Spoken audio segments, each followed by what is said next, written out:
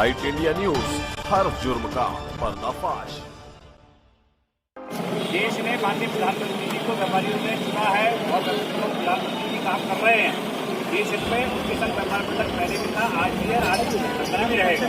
लेकिन जो केंद्र सरकार ने कहा था कि जब हम सरकार में सत्ता में आएंगे तो हम जीएसटी में ले लेंगे पेट्रोल डीजल को।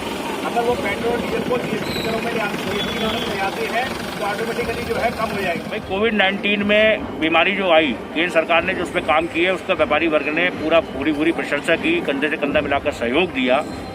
और हम ये जानते हैं कि राजकोष के लिए, राजकोष बढ़ाने के लिए केंद्र सरकार की मजबूरी है कि पेट्रोलियम पदार्थों पर वृद्धि करना, परंतु इसका अर्थ ये बिल्कुल नहीं है कि क्रूड ऑयल अंतर्राष्ट्रीय मार्केट में इतना सस्ता होने के बाद कि जो क्रूड ऑयल हमें 18 रुपये लीटर भारत में मिल रहा है और रिफाइन होकर जो 29 रुपये लीटर मिल रहा है, उस पर 69% टैक्स, जो वर्ल्ड में कहीं भी सबसे ज़्यादा है, इंडिया में 69% टैक्स लगाने के बाद आप 18 रुपये लीटर और एडिशनल टैक्स लगाते हैं, जिसके कारण आज पेट्रोल और डीजल की कीमतें इतनी बढ़ गई हैं। और डीजल जो है इतिहास में पहली बार पेट्रोल से ऊपर पहुंच रहा है। हमारी सरकार से कहना यह है कि जब सरकार सत्ता में आई थी तो सरकार ने कहा था कि पेट्रोल और डीजल को हम जीएसटी के दायरे में लाएंगे। तो अगर जीएसटी के दायरे में लिया तब भी रेट कम हो सकते हैं। डीजल एक ऐसी चीज़ है कि जिसके दाम बढ़ने से सारी चीज़ें, महंगाई बढ़ेगी, देश की आर्थिक स्थिति वैसी ही खराब है, व्यापारी की आर्थिक स्थिति बहुत ज़्यादा खराब है। अगर इन पे कंट्रोल नहीं किया गया तो व्यापारी भुखमरी की कगार पे आ जाएगा। तो सरकार से हमारा केवल यही अनुरोध है कि और चीज़ें हैं, तंबाकू है, शराब है या कोई और भी विकल्प है, उन विकल्पों पर टैक्स बढ़ाए, अपनी आय बढ़ाए, जो घाटा हुआ उसको पूरा करे।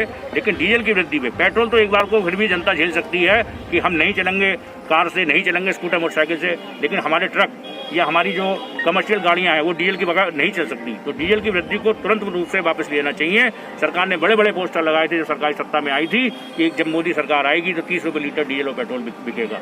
हम सरकार के विरोधी नहीं है, हम लोगों ने सरकार को चुन के भेजा है।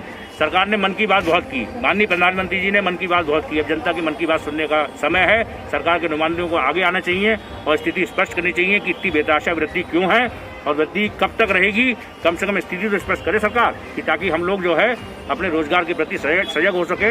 हम सरकार के साथ थे, लेकिन इन स्थितियों में अगर ये स्थिति विकट रही तो सरकार से हमारी अनुरोध यही है कि सरकार दोबारा अगर चुननी है, व्यापारी वर्ग की बात सुननी पड़ेगी, जनता की बात सुननी पड़ेगी। आज जिलाधिकारी पासा ने क्या आश्वासन दिया? आज जो है सिटी मजिस्ट्रेट साहब को जो ज्ञापन दिया है हमने, सिटी मजिस्ट्रेट साहब ने आश्वासन दिया कि प्रधानमंत्री जी के पास बात पहुंचेगी और ये मुद्दा व्यापार मंडल का यहाँ नहीं रुकेगा।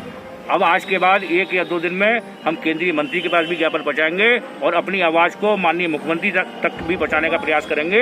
ऐसा नहीं है ये गूंगे बहरों की सरकार नहीं है कि जो हमारी बात नहीं सुनेगी। हमारा विश्वास है कि हमारी बात सुनी जाएगी और इस बात पे माननीय प्रधानमंत्री जी द्वारा आवश्यक दिशा निर्देश अवश्य जारी किए जाएंगे।